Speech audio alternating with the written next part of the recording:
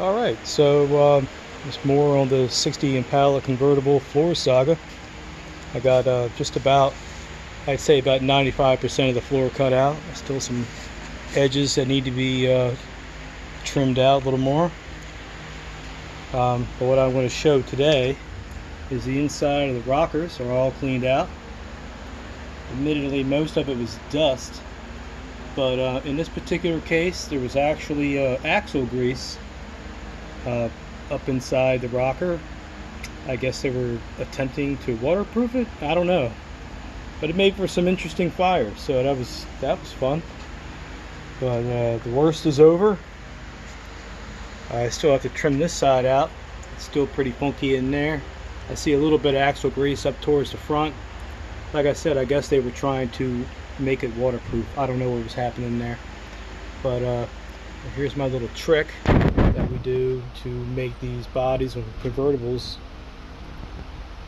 ironclad. So I use this 2x3 square tube, then it's 1/8 inch by 4 inch flat stock, and then I drill out and I plug weld or rosette weld, whatever you prefer, into one piece, and that will become the inner rocker structure, which essentially acts like a frame inside the rocker.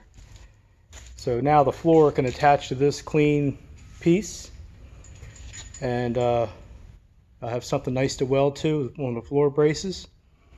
And hidden inside the rocker panel will be this rec tube, and that will make this convertible really, really stiff, which is a good thing for a convertible, especially a 60 Chevy, where the chassis is really intended to twist and articulate with the road, which is why it's an X-frame. It just doesn't work out so good on the convertibles. So here I set the rec tube with the 1/8 inch steel clad inside the rocker panel. So you can imagine how strong this jam is going to be on this car. So the new floor will actually sit on there. I got it in there a little bit too far. I'll back it up a little bit before I put the new floor in there. But the new floor will sit right on that ledge, go all the way across, and you have something solid to weld to. In fact, while I'm at this stage, I'll actually try the door a few times, make sure I like how the door opens and shuts, and I can manipulate the body right now to make the door open and shut like I like before I weld anything.